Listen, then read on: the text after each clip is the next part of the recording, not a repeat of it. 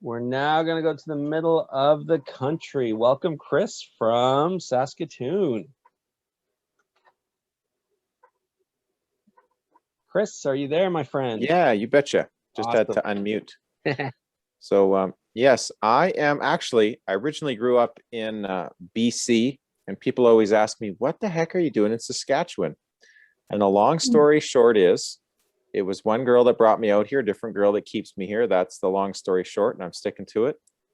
But I can't just go telling people Saskatchewan women. Just kidding. So, but Saskatchewan in a nutshell, I think that we kind of, as far as Canada goes, we get overlooked a lot. And so people know about Saskatoon, people know about Regina. So Saskatoon is about 230,000 people. And we have seen, I've been in real estate since 2013. And it's, to give you a bit of an idea, our average, the peak of the market was 2014 for us. And then we saw a steady decline in prices until COVID. And probably from prior to COVID until today, we've seen about 10% appreciation, which for us is absolutely like astronomically high because we're not used to that. But I do think that in some sense, you could argue that it's, well, very affordable for sure, but we haven't seen the appreciation that other areas have. So I think for that reason, I think that it's a good buy. And it is a university town as well. So next slide, please. So I'm presenting one deal here today, which is actually a sold property. But I will say, this type of unit is, prices have come up a little bit since this. This is February of this year. But not like this is something I would say on par. Like these types of deals are somewhat common. They do move a lot quicker now, but you can find them. So this one was listed at 309, sold for 305. It's a 5-bed, 3-bath. So it's a 3-bed up, 1.5 bath upstairs suite, and then a 2-bedroom down legal suite. So next slide, please. I'll run through the numbers with you here. So this is the west side of Saskatoon. It's a decent area on the west side of Saskatoon. And so this is just a quick snapshot inside. I would say it's pretty well 100% refurbished. It's easier to count the things that haven't been redone on this place, so it's done up quite nice. Next slide, please. And so here's the numbers. So if you would have bought this place for 305 at an 80% loan to value, that's $61,000 down. It was renting upstairs for $1,300 last time it was rented. And rent prices in Saskatoon haven't gone up or down a ton, although rental demand has changed significantly because a lot of people, well, we had a steady decline. So people that were in a negative equity situation were renting out their units, where now they actually can afford to liquidate them again. So the homeowner part of the market that are not traditional rentals sort of skewed our vacancy rates a little bit, but there is a very strong demand for rentals right now. So anyways, 1,300 up, 1,100 down for the suite. This is plus utilities, okay? So total income, $2,400. And then you've got property tax, $190 monthly, insurance, approximately $130 monthly. And I budgeted 5% for R&M because it's done up pretty nice, $120 conservative, $240 for property management at 10%.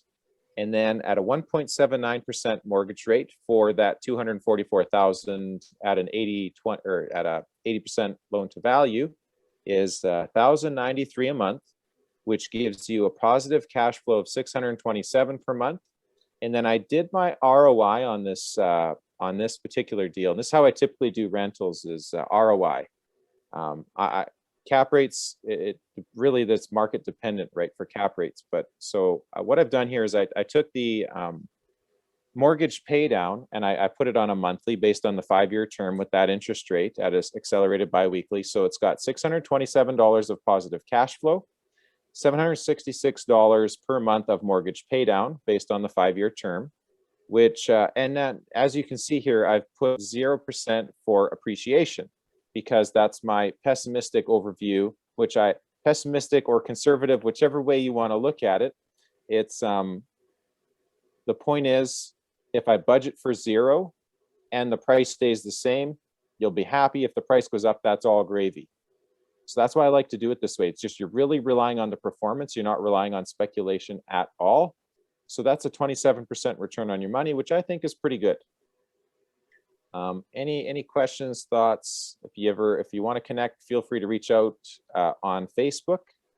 And I'm always posting different listings and real estate related stuff there too. So thanks for having me, and happy to answer any questions you have about Saskatoon or Saskatoon real estate. So short and sweet.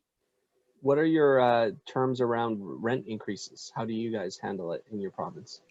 Yeah. So when that question comes up, like I said, we haven't seen any significant real change in rent prices. Although I suppose that if somebody's been in for a very, very long time prior to the boom in 2008-9, if you've got tenants from that far back, that might come into play. But I believe it is the same thing, incremental year over year. But I would say likewise, if you get new tenants, or especially when you're buying a place, maybe just ask to have it vacant. But I don't run into that very often where the property is significantly under rented. And the boom in 2014 was oil and gas, or what was that? Well, 2008 was like obviously the boom kind of across everywhere. And then for us, it came down in 2009 a little bit, and then it climbed up to 2014. That was the peak. I think it was potash related. Saskatchewan's got potash uranium farming, and then we've got some oil and gas too. So I think it was mostly potash related for jobs, but then it's been a steady decline since then. So our average price at 2014 was probably $350. It went down to as low as $320, and we're back up at $345. So that's Saskatchewan is. I say that our real estate is the same as our landscape. It's flat.